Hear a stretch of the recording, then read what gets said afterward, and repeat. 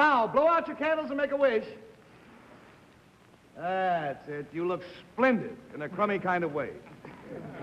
And hi, my friends. Oh, there you are. This distinguished-looking group on our stage here is the I've Got a Secret family posing for a family portrait. You see, this is the 4th anniversary of I've Got a Secret, unbelievably enough. And here you see some of the people who are responsible for getting our show on the air each week. First, there's our redoubtable corps of ushers. And then there is Adria Coe, our production assistant. Blanche Hunter, in charge of wardrobes. And our producer, Mark Goodson. And Bill Todman, who unfortunately really does have chicken pox. And Bill, we all hope that you soon feel better. Now, to celebrate this anniversary, we're going to pull a little switch on here. You see, there is no audience in our theater tonight. Frank, can you get a shot of this magnificent array of empty seats that people, this vast auditorium on colorful 47th Street? All right, so you see we have no audience here. Now then, the panel and the crew and I will be the audience. We've gone back over our shows for the past 4 years, and we have put together what we think are some of the high spots in our career, and we will be watching it along with you at home on this television screen. So, friends, I'll tell you what you do now. Why don't you take your cake down into the audience so that you too can watch the screen right along with the people at home, huh? Everybody start right down that way. And go on down, just get yourself a seat. Make sure you can get where you can see the screen, because we're going to have the filmed highlights. Now then, our stage manager, Joe Papp, if you will throw the official opening cue to announcer John Cannon, we'll start the show officially, huh? Hey, Gary, here we go. Stand by, John. I've Got a Secret, starring Garry Moore.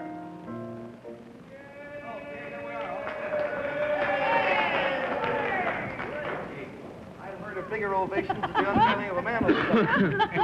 Everybody fill in. What a magnificent cheering session. What? Well, all I can say is as we file our way to our seats, we've had 4 wonderful years in television, thanks to all of you people, and thanks to you people at home. And, oh, all this time I've had no microphone? That's interesting. What I started to say is that we've had 4 wonderful years of television, thanks to this fine gang and to you folks at home. And thanks also, of course, to our contestants who have appeared on our show from time to time. And thanks to our cooperative panel.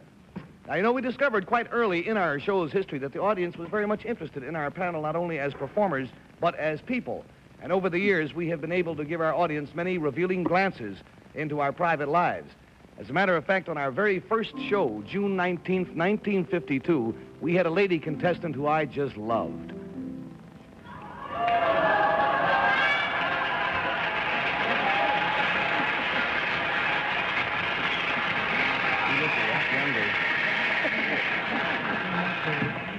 Wait, would you say that to me again, please? I find that very interesting. All right. Now, Bill, on February 16th, 1952, we celebrated your birthday by piping in the voice of a lady who couldn't leave her home in Columbus, Ohio. Let's get a look at her.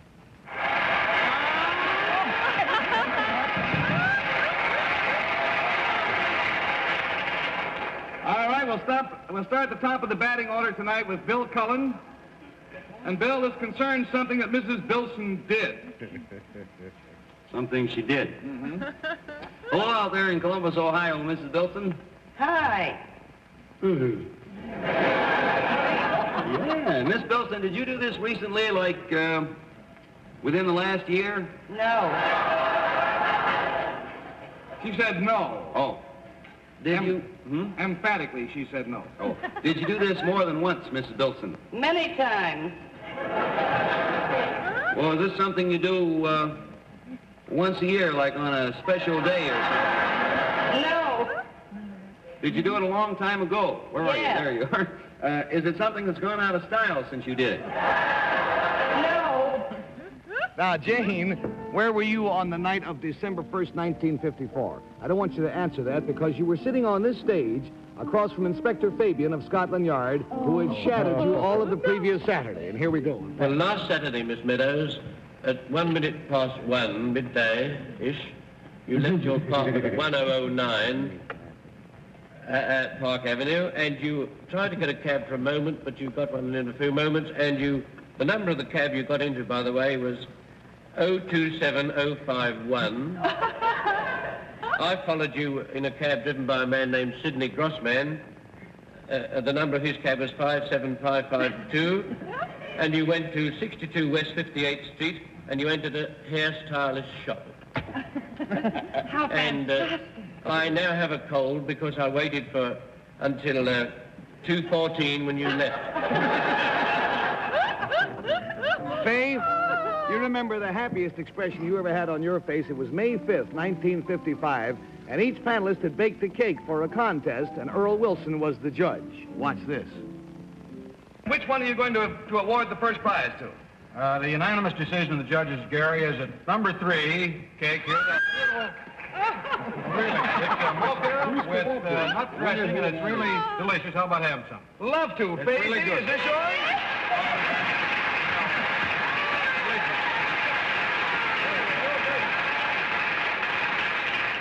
Will be so proud. And I just finished icing it, and I had to walk through the streets of New York carrying it, and everybody teased me so. You're a doll. All of you are. Henry, the greatest pile of mail we ever received, which was 2,632 letters and wires and postcards, was caused by a hole in your shoe that the audience noticed on September 30th, 1953. Let's get a look at that. Let's put it there. Zip. Zip. Get around this side. Zip. Zip.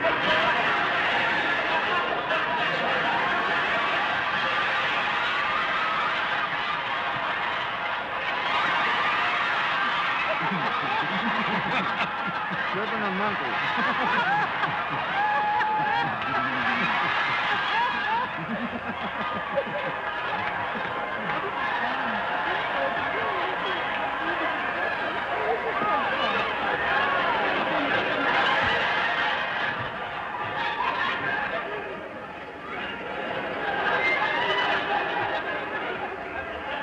This is a criticism of his shoes. Come here, let's go.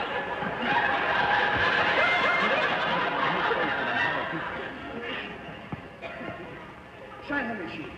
Shine the shoe. Shine.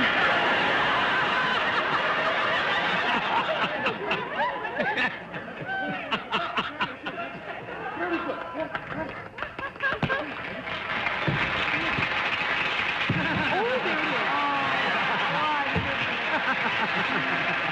Now, just a few months ago, we discovered that the combined weight of this magnificent panel was 600 pounds. That was the night the Olympic champion Paul Anderson lifted all 4 of you off the ground, believe it or not. Or not. Or believe it or not. There it is. Don't swing. And ladies, turn around and face your audience, please. Look, they're all clear of the ground.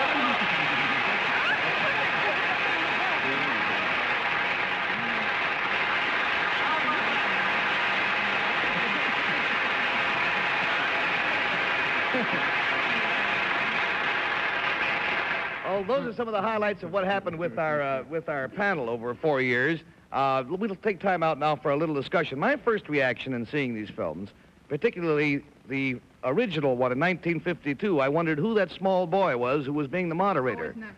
Oh, the things that happened to you in 4 years. Anybody else got any? Do you have any highlights that you remember that you think would have that you remember even more than these things? Anybody? I remember the time that you had the doctor on that delivered me. Yeah, that's right. And that, I think, is my most vivid memory because all of a sudden I blushed. And I don't blush all the time. I don't do it often. But when I finally found out the truth, that's always been my highlight. Oh, really? Henry, you got any highlights of things that you remember? Well, sure. The most astounding one to me was the time you produced my mother. And you know what happened because of that? So many people said, how come you haven't seen your mother in 2 years? You know, and I'd say, well, she lives on the West Coast and I live on the East Coast. They said, well, why didn't you fly her in? And it was difficult to explain that I didn't make much money. In this business, I don't think Yeah, everybody's supposed to be wealthy, though. That's... Oh, right now, let's get back to some more films, huh? You are a charming panel, and I try from time to time to be a good moderator, but this show would have been nothing without the remarkable people that we've had as contestants week after week.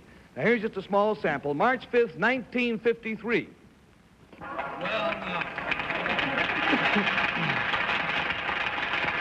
And on the very same show,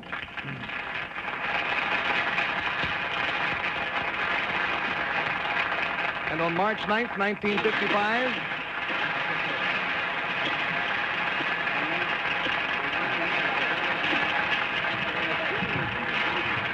I thought I was really going to stump the panel on September 9th, 1953. We brought out a very pretty girl whose secret was, I don't understand a word of English, only Italian.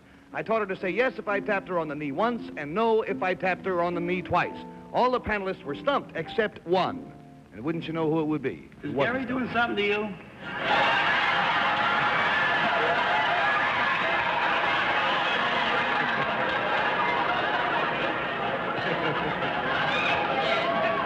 She says yes. Yes. Why don't you stop him? That question is not allowed. Is Garry tapping you? Yes.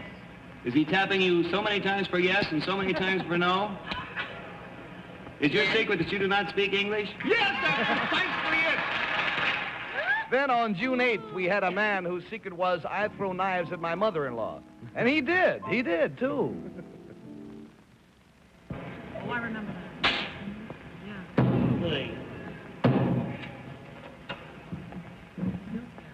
Don't worry, he missed you. Oh, no.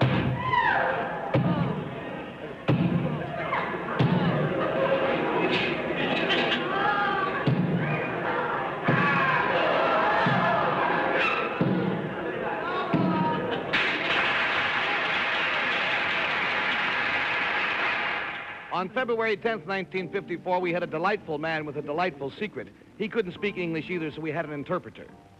This is what his secret was. This. Well, that's it. Now, 11 months later, we brought that same delightful man back again. Same interpreter, new secret. I remember.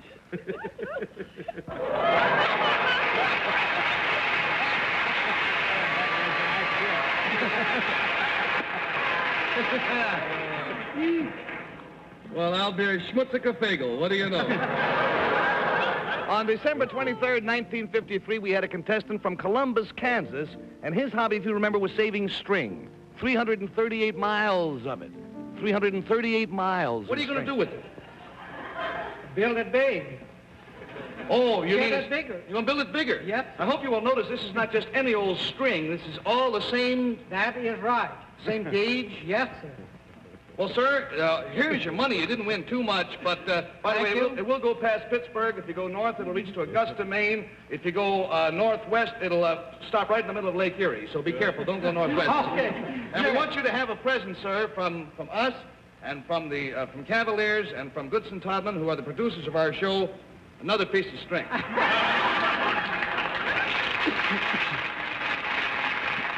And on March 23rd of 1955, panel, we stumped you with the longest secret that we ever had. Unbelievable. Yes?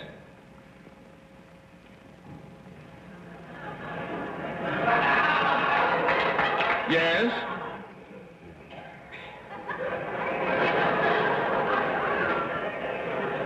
And then?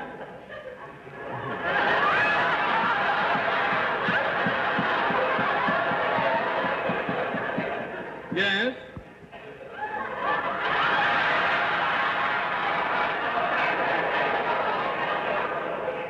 And after that?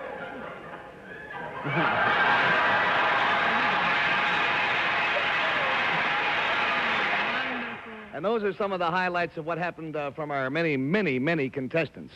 I looked around at our panel of four and was just trying to figure out while I was watching some of the film as to what is our rotation as far as length of service on the program. Who's the original settler on here? Bill? Bill and I. I think Jane and I started the third week of the show, Gary. Oh, really? You started on the same week? On the same week, third Jane week and of the I, show, yeah. 4 years ago. I had thought that Bill was the oldest settler, but maybe just because he looks older. In age, he's the oldest. Yes. How do you mean that, Jane? Well, let's see then. Bill and Jane started on the same week, and Faye, were you on next, or was it old Hank? No, I think Henry came on. No. No, I think... No, because we came on together. I remember. I said I would go on if I could sit next to Henry. That's right. Henry was first. And Inspector Fabian. No, I was third, and Faye was fourth. That's right. Yeah, Yeah. Henry was fourth. Well, anyhow, the five of us have been together for most of the run, the track record on this thing, and I, for one, knock, hope we all stick together for a good long while. Now let's stop and have just a word about it. That's why we put this piece of wood up here, just for knocking purposes tonight. Yeah, everybody knock. And on to more film. We have had 208 celebrity guests on I've Got a Secret. We think we have picked the funniest tonight. Our guest was Fat Jack Leonard, and his secret was simply, I am eating the world's largest hot fudge sundae. Now, what was funny was the way that he made the panel ask questions. Look and weep. We will start the questioning with Bill Cullen, please. All righty. Jack. Yes?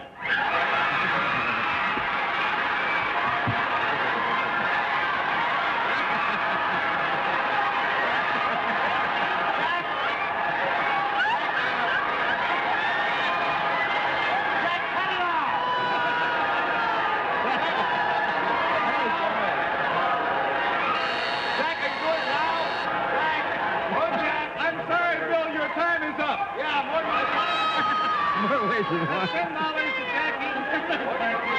$70 to go. Now hold it down.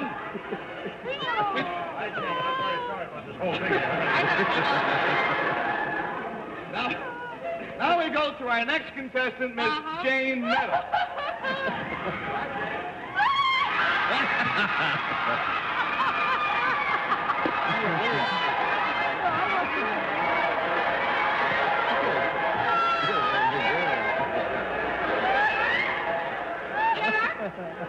Does your secret have something to do with taking weight off me?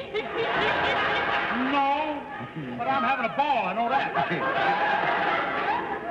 I'm sorry, Jane, your time is up. We got $20 down, $60 to go. Henry Morgan, please.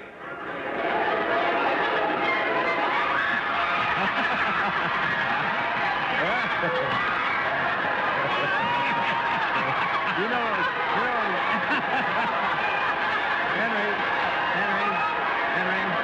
kiss me.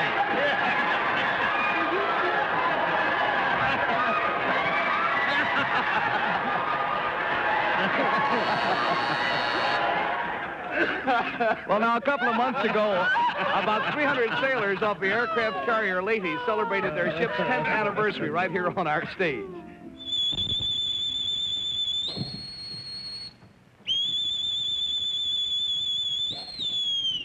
All hands on deck.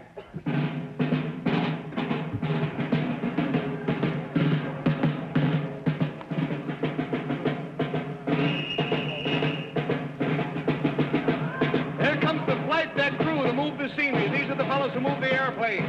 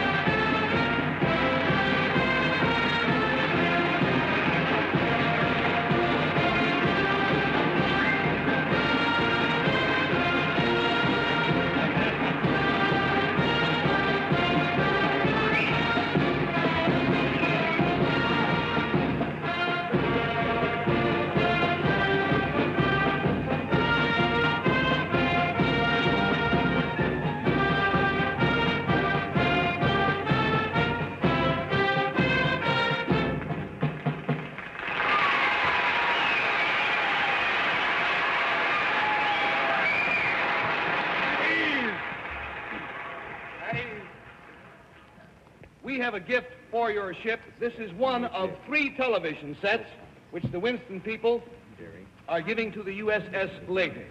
It's mighty wonderful of you. We keep a quarter of the crew aboard at all times, and I know they will thoroughly enjoy it. Good. Now, your rating, sir, is captain, am I right? That's correct.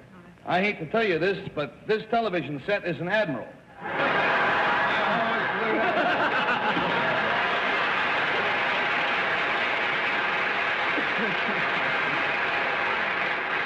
It'll do a wonderful job for you, I know. Now, so that all of us can take place in this really very happy celebration, a very proud one, too, I suggest that both you folks out there and us folks up here get together in a hip, hip, hooray for the lady, and we'll do it this way. You folks in the audience on my cue holler hip, hip. The crew up here will holler hooray. Then hip, hip, hooray, hip, hip, and hooray. You ready? Here we go. Hip, hip, hooray! Hip, hip, hooray! Hip, hip, hooray!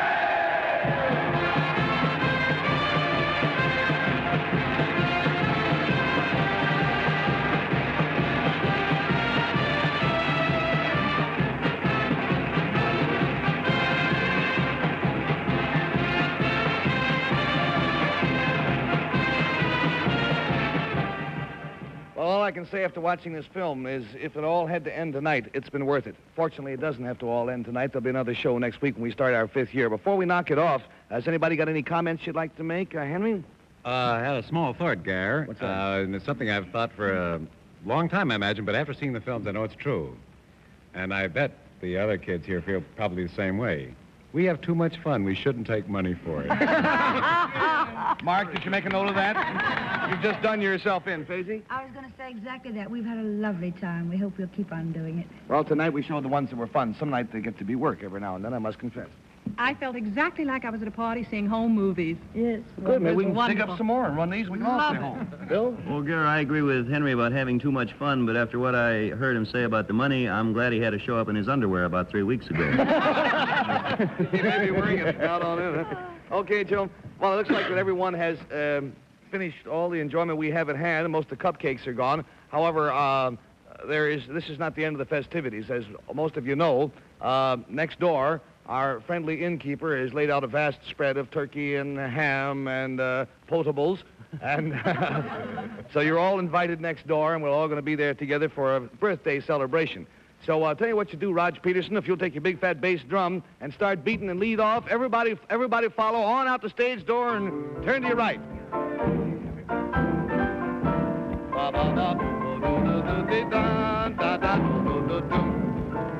Joe and John Cannon. Is John Cannon around? Our announcer, John Cannon?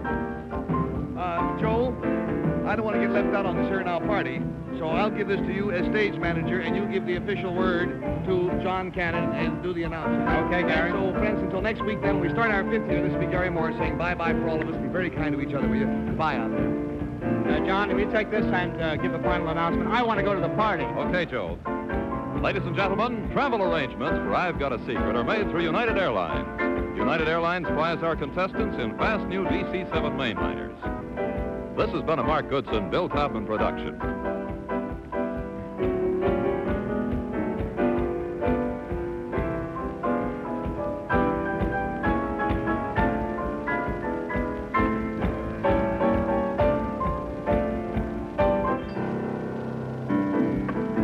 All right, this is John Cannon saying good night, and I'm going to go to that party. So long, everyone.